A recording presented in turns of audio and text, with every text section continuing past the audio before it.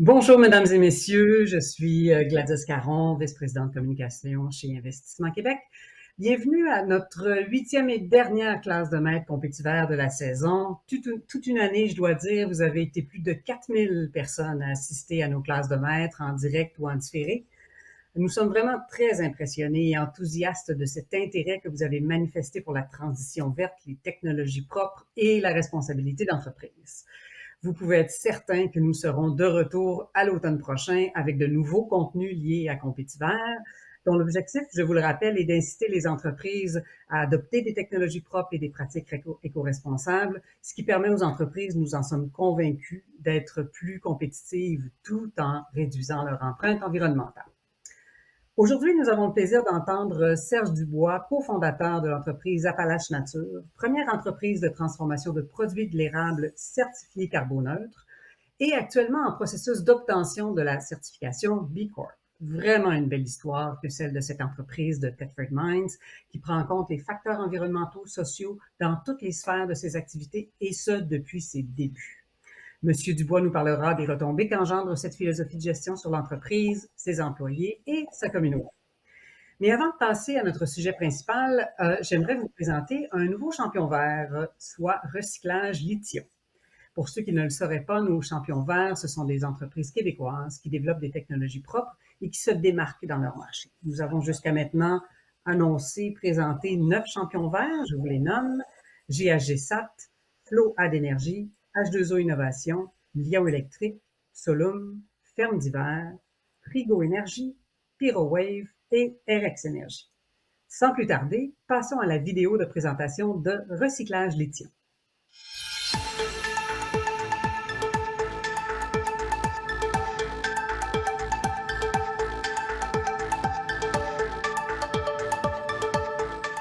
Chez Recyclage Lithium, on recycle les batteries lithium-ion des véhicules électriques. On a démarré le projet il y a 5 ans chez Seneca Expert Conseil, qui est une firme spécialisée en procédés industriels. On a réalisé qu'il n'y avait personne qui faisait ça, le recyclage des batteries lithium-ion, et on s'est dit, voyons, ça se peut pas. On a regardé qu'est-ce qui se faisait. Les procédés qui avaient été développés, c'était pas très bon pour l'environnement, ou il y a tout à fait, peu d'options qui existaient. On s'est dit, pourquoi nous, on ferait pas quelque chose pour ça? On est spécialisé là-dedans. On s'est assis à la table à dessin et on a développé un procédé, on l'a breveté et tout ça nous a amené 5 ans plus tard à la grande aventure de Recyclage Lithium, où on a maintenant une usine pilote qui est opérationnelle à Anjou et on est en train de planifier notre développement commercial. La technologie qu'on a développée chez Recyclage Lithium, elle a plusieurs avantages. D'abord, elle permet de recycler jusqu'à 95% des composants de la batterie. Il faut comprendre que dans les autres technologies qui existaient, ils récupèrent moins de 50% des matériaux. C'est très peu. En plus, les composants sont récupérés sous la forme de matériaux haute pureté. Ces matériaux-là vont pouvoir être réintégrés dans des nouvelles batteries pour faire des nouvelles batteries plus vertes. Et ces matériaux-là peuvent aussi être recyclés à l'infini. Tout ça avec un procédé qu'on appelle l'hydrométallurgie, qui a une très faible empreinte écologique et qui va pouvoir permettre d'améliorer l'empreinte écologique du véhicule électrique. Au fur et à mesure que le marché des véhicules électriques prend de l'ampleur, ça devient vraiment important de mettre en place le recyclage. Pour être prêt à accueillir ces batteries, Lithium se prépare avec la construction de notre première usine commerciale ici au Québec pour recycler l'équivalent de 20 000 autos par année. Puisque le domaine des batteries évolue rapidement, Lithium va aussi mettre sur pied un centre technologique qui va nous permettre d'être toujours à la fine pointe de l'évolution des batteries et aussi de continuer à améliorer notre empreinte environnementale pour faire des véhicules électriques un moyen de transport de plus en plus écologique. Il faut comprendre que le problème, c'est pas seulement ici. On reçoit des demandes de partout dans le monde pour avoir accès à notre technologie. On vise donc un déploiement sous forme de licence à l'international. On a même déjà confirmé notre premier client en Corée du Sud. On est en discussion en Amérique du Nord et en Europe. Chez Recyclage Lithium, nous sommes fiers de participer à la décarbonisation de notre environnement en améliorant l'empreinte écologique des véhicules électriques, mais aussi en faisant rayonner le Québec en exportant une technologie à travers le monde.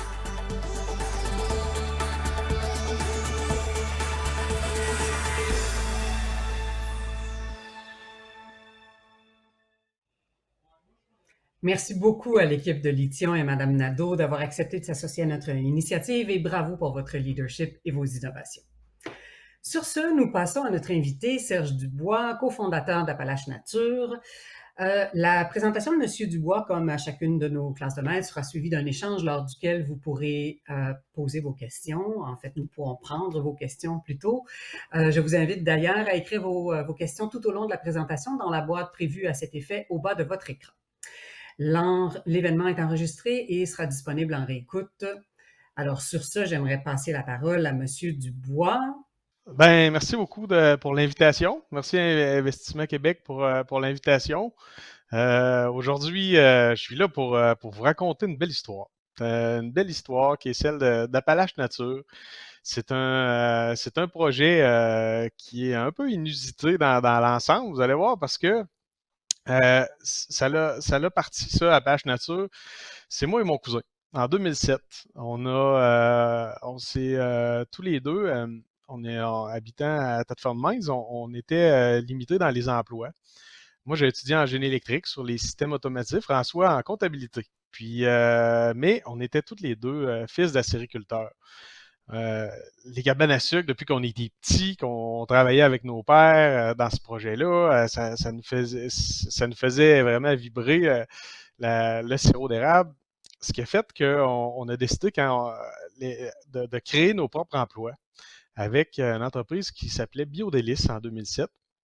Fait que tous les deux, dans le fond, on a créé ça. C'était un petit projet avec, je dirais, je vais changer la petite page.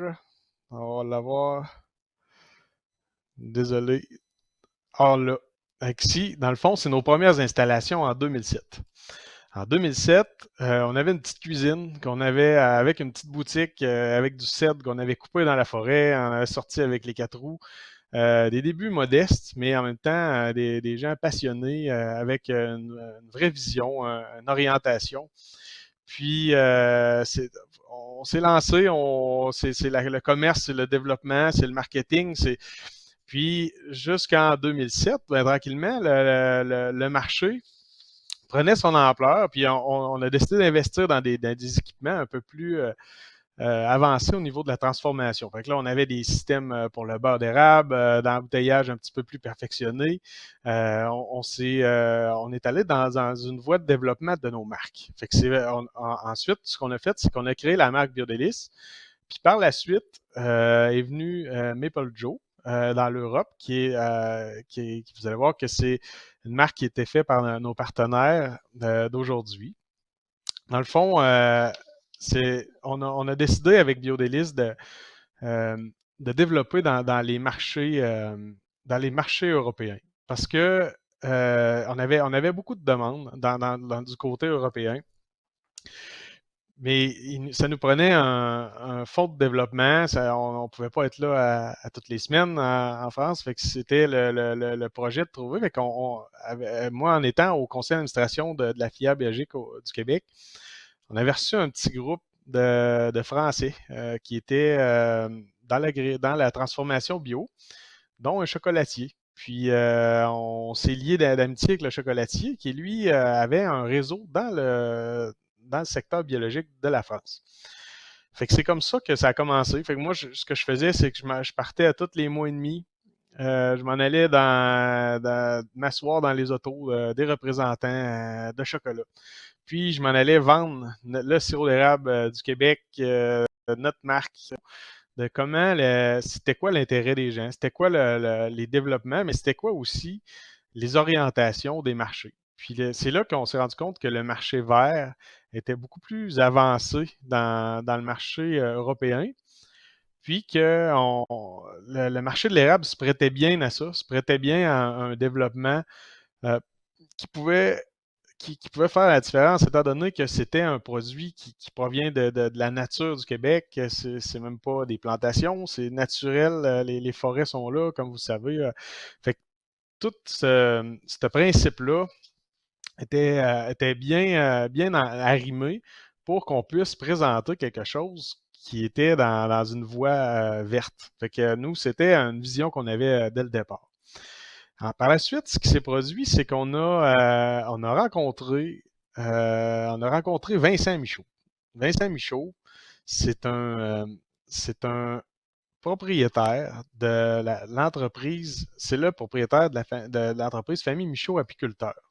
Ce qui est une des plus grandes, la plus importante entreprise de miel au monde. Vincent vendait déjà, commercialisait du sirop d'érable avec la marque Maple Joe. Au niveau du marché européen, mais aussi marché asiatique, marché de l'Orient. Vincent souhaitait avoir un projet dans l'érable avec des gens locaux pour faire en sorte d'apporter ces connaissances-là du métier, apporter les connaissances apporter la capacité d'approvisionnement aussi. Fait qu'il nous a approchés, moi et François, pour faire en sorte de créer un projet majeur dans le domaine qui ferait en sorte que ça pourrait changer même l'avenir de la sériculture. Et qu'étant deux passionnés d'avance, moi et François, ben on est allé le rencontrer là-bas. C'est là qu'on s'est rendu compte que cette entreprise-là était vraiment dans les classes majeures avec tous les systèmes sur SAP, toute la logistique dans le miel, les contrôles de qualité en rayonnance magnétique nucléaire. On était dans un autre niveau de connaissances. Puis nous, ben, ça faisait en sorte que c'était quelque chose qui nous intéressait beaucoup de progresser dans le milieu. Fait qu'on a dit oui, on a dit go, on avance dans ce projet-là. Fait que c'était la création, la fondation d'Appalache Nature, qui est l'entreprise que je vais vous parler prochainement.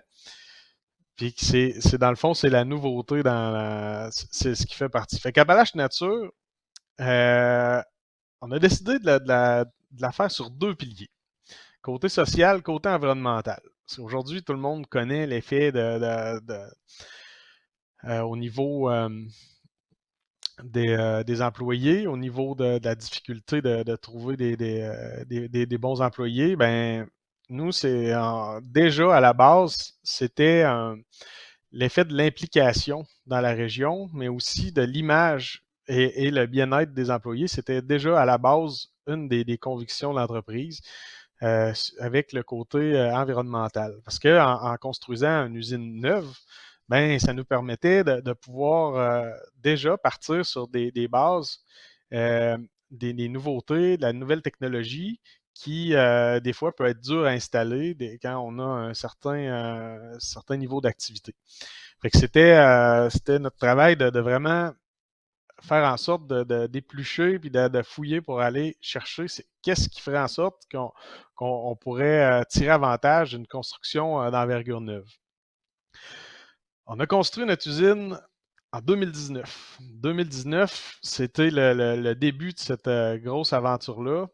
J'ai mis une photo, ça c'est la petite famille Dubois sur le chantier. C'est les enfants de moi et François. Fait qu'on a eu un chaque année, comme vous pouvez voir, la mienne, François, nanana, ainsi de suite. Fait que je la mets parce que ça fait partie aussi de nos valeurs. On est on a été élevés beaucoup dans la famille. Fait que nous, l'effet d'avoir une qualité de travail ben, passe aussi par rapport à l'effet d'avoir un bon équilibre travail-famille. Puis ça, c'est quelque chose qu'on prône aussi dans notre entreprise énormément. Puis je pense que ça se ressent aussi dans les emplois, dans les gens là-dessus. Fait que le projet d'Appalache Nature, c'est une usine de 100 000 pieds carrés. Fait qu'on a quand même acheté un terrain de 40 hectares, sans acre. Le but, puis c'était prévu d'avoir des bonnes dimensions, mais encore là, c'était des conseils judicieux de nos partenaires de la France qui nous disaient la première chose qui va arriver, c'est qu'on va manquer de place sur notre terrain. Fait que les gars, regardez pour trouver des terrains avec énormément de potentiel de développement.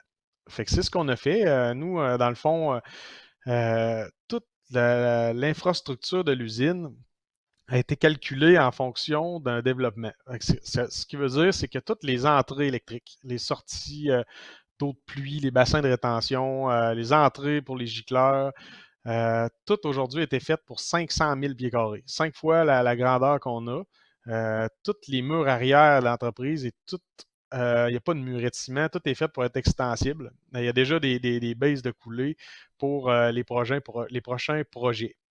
Parce qu'on voulait déjà faire des économies, mais il y a des choses qui se font facilement quand on construit versus cet effet-là. Fait qu'aujourd'hui, on a une usine qui a une capacité de production de près du tiers de tout ce qui se fabrique de sirop d'érable dans la province de Québec.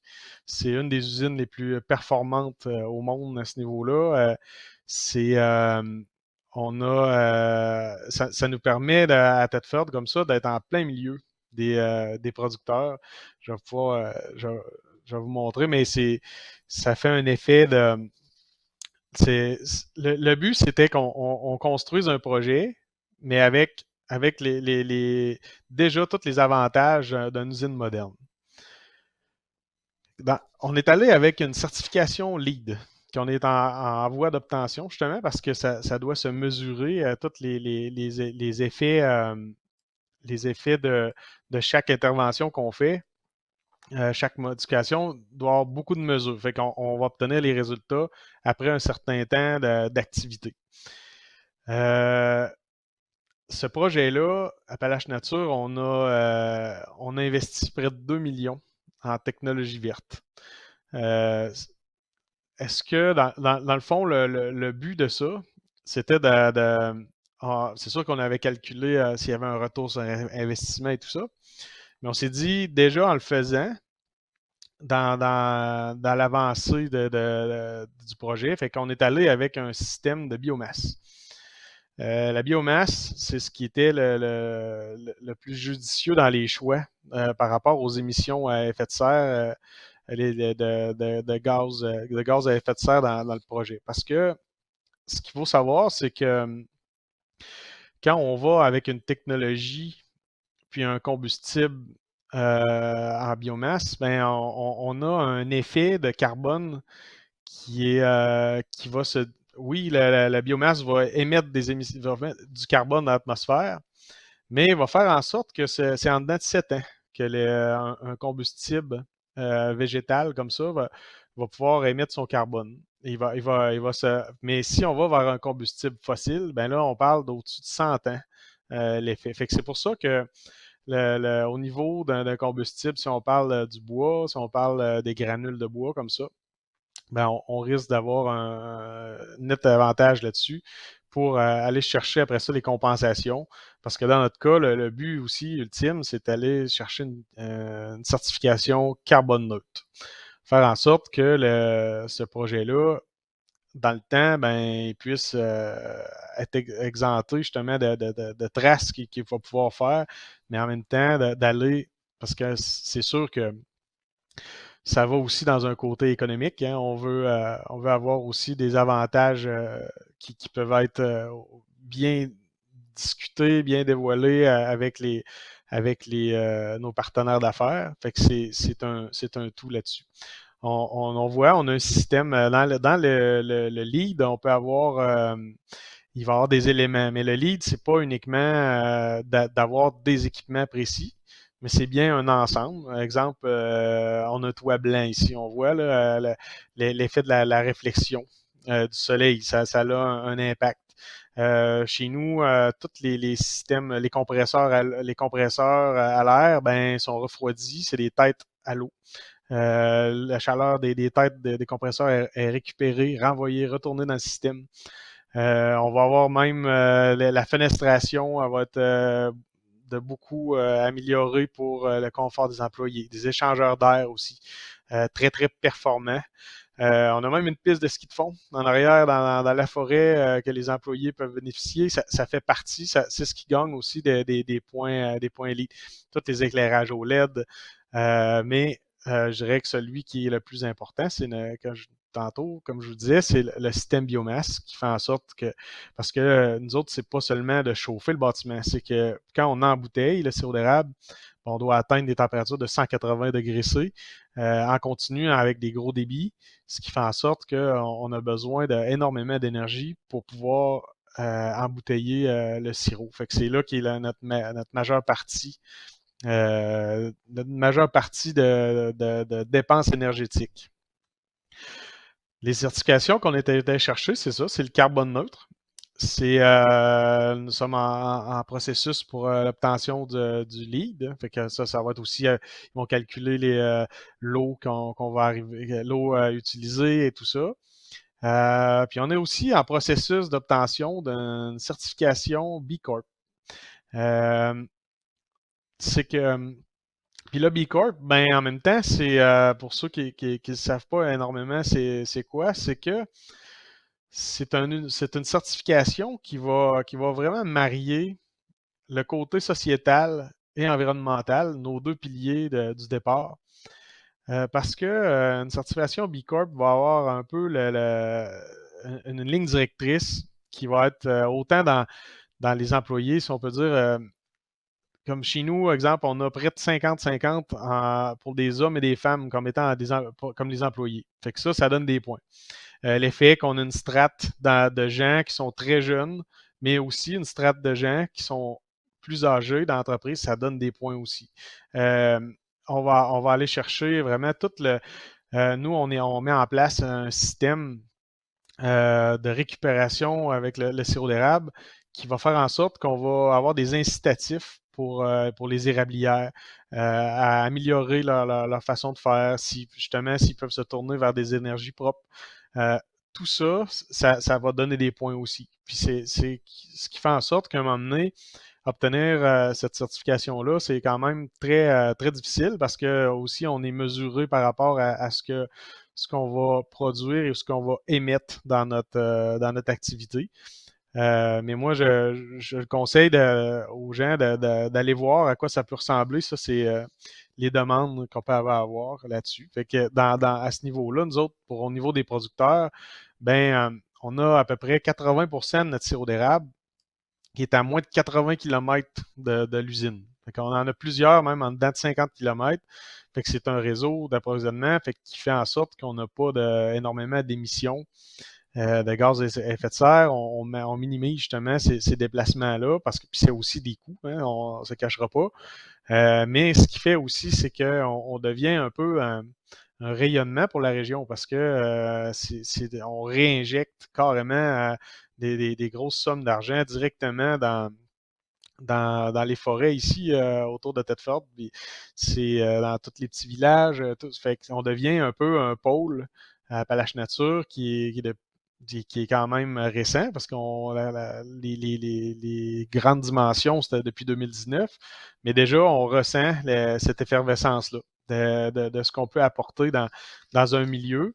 Puis ça fait partie de ce qu'on souhaitait dès le départ, de oui, faire une belle progression, mais en même temps d'apporter un petit côté de fierté dans la région. Puis tranquillement, on arrive à ça. Fait qu'on voit dans la photo notre entrepôt.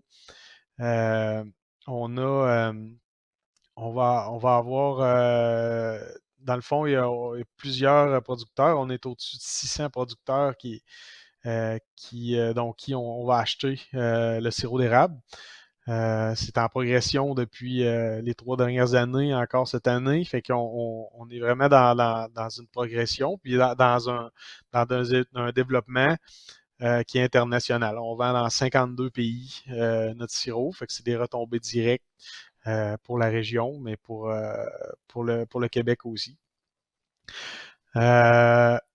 Travailler chez Appalaches Nature, dans le fond, c'est une petite question qui m'avait été posée. Ben, c'est de faire partie d'une entreprise qui a un souci pour l'impact. Fait que ça a un impact. Veux pas, les gens viennent, ils voient le côté constamment environnemental, social, on est impliqué dans différentes causes, tout ça, ben, des fois, c'est ce qui fait aussi qu'on récupère des gens parce qu'ils nous voient aller, ils voient ce qu'on propose, ce qu'on fait, les impacts, puis ça les attire. Fait que on a posé la question justement à quoi qu'est-ce qui était l'avantage, puis c'est un peu de ce qui m'était ressorti, dans le fond, que les gens étaient motivés par l'innovation.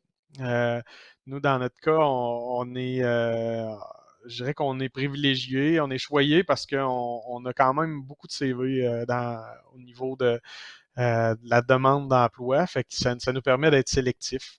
l'effet de partir à neuf l'entreprise, ça cause ces problèmes parce qu'on n'a pas énormément de gens qui sont formés. L'ancienneté n'est pas très, très élevée chez Appalache.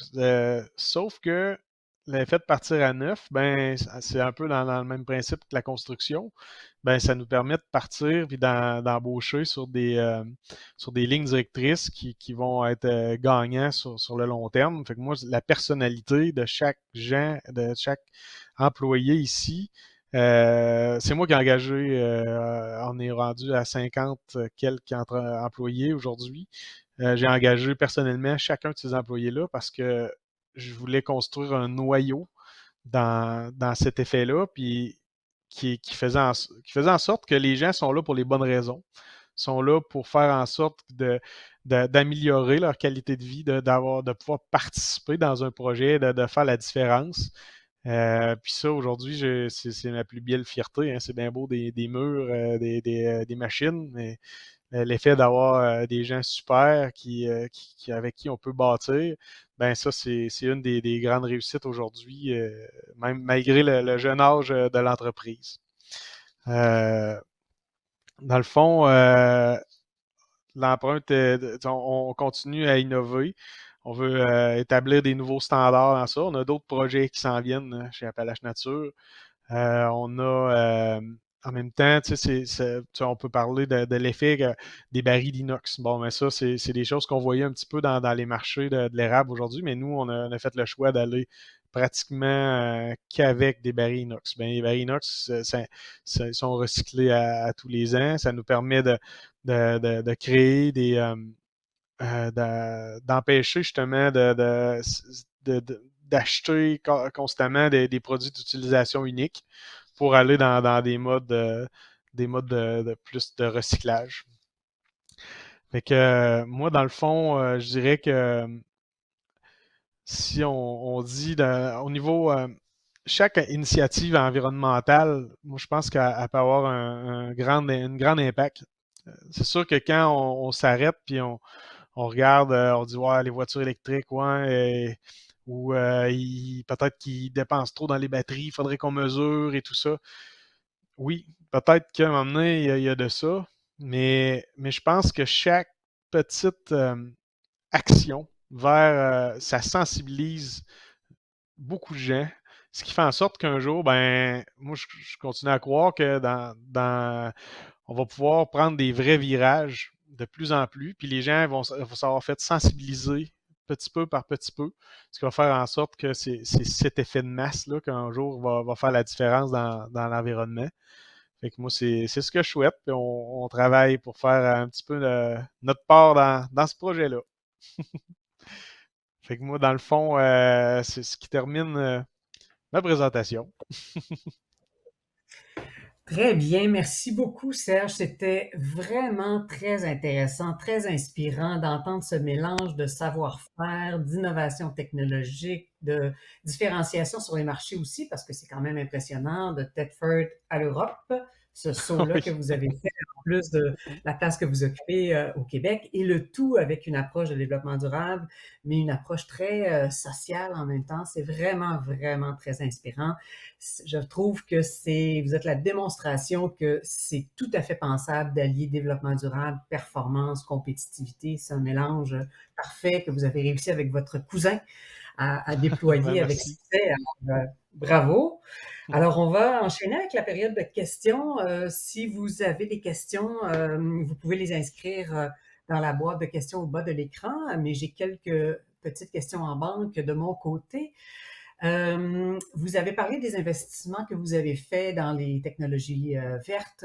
Vous avez parlé d'un montant d'environ 2 millions. Qu'est-ce que vous anticipez comme retour sur investissement? Dans quelle période de temps vous avez l'impression que vous pourrez être entré dans votre argent, comme on dit? C'est sûr que le retour sur investissement va toujours aller en fonction du développement réel du marché, puis des ventes qu'on va effectuer, parce que plus on produit, plus le retour arrive rapidement, mais on le prévoyait sur 6 ans. Pour vous donner une idée, on se mettait un range à peu près de 6 ans de retour sur investissement sur les équipements qu'on avait achetés. Puis ça va aller, quand je parlais d'un échangeur d'air, ben l'effet d'aller dans un échangeur d'air qui est très, très performant. C'est un gros bloc d'aluminium, exemple, qui va accumuler la température de l'air souillé qui va sortir de l'usine. Ensuite, va réinsérer de l'air neuf, si on peut dire. Mais ça, ces systèmes-là sont très coûteux au départ, mais à long terme, ben, on récupère cet effet-là. Très bien. Justement, sur une question un peu semblable, vous avez dit avoir choisi la biomasse comme source d'énergie. On pourrait se demander pourquoi vous n'avez pas privilégié l'hydroélectricité. Est-ce qu'il y a, il y a certainement une bonne raison derrière ça? Oui, c'est une bonne question. Ben, premièrement, c'est sûr qu'il faut faire le choix aussi. C'est un choix économique, mais environnemental, mais économique aussi. Puis au niveau économique, aujourd'hui, avec l'effet du granule de bois, puis l'efficacité de la chaudière qu'on a acquise, qu'on a fait faire, ben on revient avec des meilleurs rendements au niveau de l'énergie. Fait que nous, on a un système de 1 mégawatt pour notre usine. On s'approvisionne directement du lac Saint-Jean. Fait que c'est chez Granulco on a une entente avec eux. Fait qu'il vient puis en même temps, ben ça nous permet de par rapport à ce que quand on veut être le carboneutre, je mets un peu d'autres éléments dans la question, mais quand on vient dans le carboneutre, il faut aller dans la compensation aussi. Ce qui fait que nous, on investit aussi dans la compensation dans des organismes au lac Saint-Jean, qui fait que ça boucle la boucle. Fait qu'on va récupérer la matière première là-bas, mais en même temps, on va investir dans les entreprises de reboisement pour récupérer le carbone encore là. Fait que, mais l'électricité, ça demeure un bon moyen qui est très vert, mais il ne faut pas se cacher. Par exemple, souvent, on a dans la tête que l'hydroélectricité au Québec, on est chanceux, c'est carbone neutre par rapport à ce que ça produit avec les barrages. Mais le carbone neutre, c'est pas seulement une production d'électricité d'un coup sec. C'est que ça doit être englobé. Fait que si on parle d'hydro, ben ça va être il y a des camions, il va y avoir des vols énormément. Tout ça, c'est des émissions de carbone. Fait que tous les camions qui vont aller récupérer les réseaux, travailler, tout ça, ben il va même avoir des villages qui sont pas desservis par l'hydroélectricité, mais qui vont avoir des grosses, énormes génératrices qui font en sorte que c'est des émissions aussi qui doivent être cumulées. Fait que le global est très, très bon. Hein. Chez Hydro-Québec, on ne se cachera pas là, que l'énergie électrique ici, c'est wow.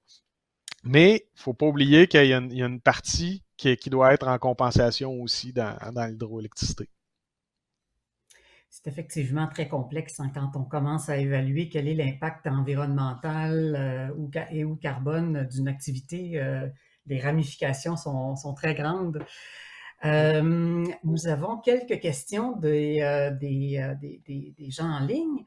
J'irai avec une première qui m'intéressait moi aussi, la certification B Corp, vous en avez parlé des raisons pour lesquelles vous êtes intéressé, ce que ça implique. Vous êtes en processus, vous anticipez combien de temps que cela va vous avoir pris lorsque vous allez l'avoir obtenu? Ça va dépendre. Comme là, nous, ça nous a pris peut-être 1 an environ à préparer, puis à tout passer au travers les démarches. C'est pas quelqu'un qui était nécessairement à temps plein, mais quand même, on a mis des efforts là, qui étaient sur ce projet-là. Puis la personne doit aller rencontrer les dirigeants, doit rencontrer vraiment la prod. Fait que tous les secteurs sont vraiment couverts. Nous, ça va aller même fait sur l'effet des émissions qu'on peut faire tout ça. Mais je pense que tout dépendant, le résultat, préliminaire qu'on va recevoir, on va aller refaire des devoirs. C'est là on va recevoir, parce qu'il faut se qualifier, c'est un système de pointage. Puis aujourd'hui, dans le fond, quand on a fait nos premiers tests, bon, on ne l'obtenait pas. Fait qu'on fallait faire des actions pour obtenir de l'amélioration. Fait qu'on se faisait nos tests à l'interne. Puis là, on a présenté, mais c'est là qu'on va voir. Fait que pour répondre à la question, je pense que ça doit prendre à peu près 2 ans, j'ai l'impression, au global. Si D'accord. on a une bonne démarche déjà d'avance, là. C'est ça, parce que vous n'êtes pas parti de zéro, vous aviez déjà une très solide base, beaucoup de pratiques qui vont dans le sens de ce que demande un B Corp, mais Ouais. vous étiez quand même pas au niveau minimal pour vous qualifier comme vous venez de nous le dire. Pouvez-vous nous donner un exemple d'un élément que vous avez décidé de déployer après avoir fait votre première évaluation? Oui, dans le fond, mais c'est parce que ça englobe beaucoup de secteurs. Fait que, tu sais, pour vous sortir quelque chose de banal, mais qui est à faire quand même, c'est que dans notre convention collective, ben, tous les termes, les terminologies, dans le fond, il va y avoir des éléments au niveau de la, la nomenclature. Je ne sais pas si on dit ça comme ça, mais dans exemple, si on dit de nous autres, notre convention collective, ben, il va y avoir des façons de marquer pour être legit, pour être dans le bon sens au niveau social. Il va y avoir des éléments quand on fait nos embauches. Est-ce qu'on favorise des éléments? Il y a beaucoup, beaucoup de petits points comme ça qu'on doit apprendre. Mais c'est vraiment complet, hein. C'est un côté environnemental, un côté administratif. Est-ce que comme ça, un exemple par rapport à l'effet du sirop d'érable, qu'est-ce qu'on apporte dans cette chaîne-là du sirop? Est-ce qu'on aide nos agriculteurs? Est-ce qu'on les éduque sur les nouveaux marchés? Est-ce qu'on prend les devants? Fait que c'est très complet dans ce côté-là. Puis nous, on aime ça parce que ça fait partie des valeurs qu'on avait à la base. Mais c'est quand même quelque chose de complexe. Je comprends tout à fait. Justement, sur la question des acériculteurs, est-ce que vous avez certaines exigences par rapport à leurs pratiques à eux? Vous attendez-vous à ce qu'ils intègrent des pratiques éco-responsables, qu'ils aient un minimum de standards à rencontrer? J'imagine que vous n'avez pas jusqu'à leur demander d'être carboneutres comme vous, ou peut-être que oui. Ben, c'est sûr que ça se passe par petits pas, mais oui, on a un intérêt de les sensibiliser, ça c'est certain. Euh, Puis c'est qu'à un moment donné, c'est un tout, hein. Fait que si, oui, il y en a qui sont carboneutres. On a du sirop d'érable il est produit même carboneutre directement à la cabane. Mais on veut vraiment aller dans cette voie-là. On veut que le sirop d'érable euh, fasse vraiment une image de marque de la province, mais c'est déjà un produit reconnu partout dans le monde, hein. Ben pourquoi pas l'apporter dans une vision verte, dans une vision c'est tellement un beau produit qui est naturel chez nous, qui est unique au monde. Si on peut créer vraiment cet effet-là avec tout le groupe, ben oui, c'est nous autres, on met des actions là-dessus pour aider. Très intéressant. Et ça va dans le sens des exigences de B Corp, d'ailleurs aussi, d'aider l'industrie aussi à faire une différence. Alors, fort intéressant. Exactement. Nous avons quelques spécialistes du sirop d'érable qui nous écoutent. On nous demande si la certification sirop bio est un atout ou essentiel pour commercialiser en Europe. Ben, le sirop bio, je dirais que c'est pas un essentiel aujourd'hui, mais les marchés vont se tourner de plus en plus vers le biologique. Mais c'est des transitions, hein. Il y a toujours un effet du prix dans ça. Fait qu'il y a des primes qui sont ajoutées pour un sirop biologique. Je pense que les gens, c'est un peu comme tous les produits bio, ont l'intérêt d'acheter biologique. Si jamais ils ont le choix, à prix égal, ils vont prendre le bio assurément. Fait que c'est à partir de là, c'est où la marge entre les deux? Fait que c'est de bien positionner ce surcoût-là du bio par rapport au coût réel que ça peut apporter au niveau de l'érable, parce que oui, il y a des actions à faire qui sont un peu plus coûteux, mais en même temps, ça doit être le prix juste. Plus le prix va être juste entre les deux, plus le marché va se tourner vers le biologique naturellement. Puis nous, ben, on a encore des clients dans le conventionnel Fait que faut qu'on puisse jongler avec tout ça, là, les productions qui arrivent, bio et non bio. Mais je dirais que le marché biologique, si il peut avoir une croissance là, à juste prix, ouais. Si vous aviez à donner un ou des conseils à une entreprise qui songe à se lancer ou à accélérer son parcours de développement durable, intégration de technologies propres, quels seraient ces conseils ou ce conseil?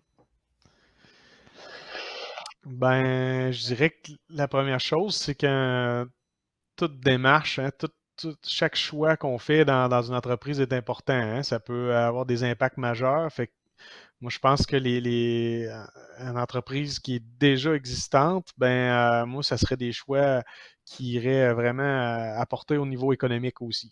Fait que, oui, c'est le fun, les petits oiseaux et tout ça, le côté environnemental que ça peut procurer. Euh, mais il faut qu'il y ait une retombée. Je pense que les premiers pas doivent se faire dans un côté économique. Fait que c'est d'aller vraiment cibler qu'est-ce qu'on peut arrimer dans les deux. Ça, c'est un peu ce que je dirais. Fait qu'on on a moins de chances de se tromper dans ce temps-là. Très bien. Je terminerai avec une dernière question un peu plus sur le domaine des affaires en général. Votre Appalache Nature est né d'une entente entre Biodélice et la famille Michaud. Ouais. Vous avez démontré de votre côté des valeurs très fortes dès le départ. Comment s'est fait l'arrimage entre les deux entreprises, culture européenne, culture québécoise, avec des historiques différents? Comme vous l'avez dit tantôt, Famille Michaud est un leader quand même dans son domaine aussi. Alors, comment ça s'est passé, l'intégration de ces deux philosophies d'affaires? Ben, c'est intéressant. Ça a été intéressant aussi parce que cette entreprise-là, étant donné que c'est une entreprise familiale, il n'y a pas d'actionnaire, fait que ils sont libres dans leurs actions, dans leurs choix. Puis c'était déjà dans une entreprise qui avait des envies de changer, d'investir par rapport à, si on parle du miel, ben, ils ont déjà une fondation qui a été créée par rapport pour sauver les abeilles, pour faire en sorte de. Fait que le côté environnemental, quand on est dans les agents sucrés naturels, comme dans le miel, dans le sirop d'érable, c'est sûr que ce côté-là, ben, plus on va s'investir dans ça, plus on va avoir de vision, ben plus on va faire perdurer notre propre entreprise, hein, puis notre propre créneau, notre propre marché. Fait que c'est toujours dans cette volonté-là. Fait que nous autres, c'était naturel, là, autant d'un côté comme de l'autre. Dans ce projet-là, on l'a mis sur papier, on a mis les prévisions, les développements, puis avec les capacités d'augmenter très, très rapidement nos productions. Ben là, ça fait juste 3 ans quand même, hein. C'est pas beaucoup, mais je pense qu'on fait en sorte d'avoir l'effet d'être accompagné par eux. Ben, ça nous a fait grandir très, très vite, là. Quand on parle des systèmes justement SAP chez nous, tout ça, ben, c'est grâce à eux. On a tout intégré. Fait que c'est une usine qui est ultra efficace. On a tout est mesuré, tout est calculé, ce qui fait que cette usine-là a produit des records. Très intéressant. Donc, à quelque part, c'est les valeurs semblables que vous aviez qui fait en sorte que le partenariat se passe très bien. Exactement. Oui. Très bien. Bon, ben, merci beaucoup, Serge. C'était vraiment, vraiment très intéressant. Merci d'avoir passé quelques minutes à nous exposer toute l'histoire de Appalache Nature et ce qui fait ce que vous êtes aujourd'hui. Alors, merci beaucoup de votre temps. Très, très Ben, ça apprécié. m'a fait plaisir. Ben, merci à vous. Excellent. Sur ce, merci à tous d'avoir été avec nous aujourd'hui. Vous recevrez dans les prochaines heures 2 courriels de notre part. Un premier qui est un sondage qu'on vous remercie beaucoup à l'avance de compléter et un deuxième qui résumera l'essentiel des propos qui ont été tenus par Monsieur Dubois aujourd'hui ainsi que sa présentation que nous vous partagerons. Nos classes de maître font relâche pour l'été. Nous serons de retour à l'automne, comme je le mentionnais au tout début. Alors, merci encore d'avoir été présent avec nous. Un bon été à tous et une excellente journée. Au revoir.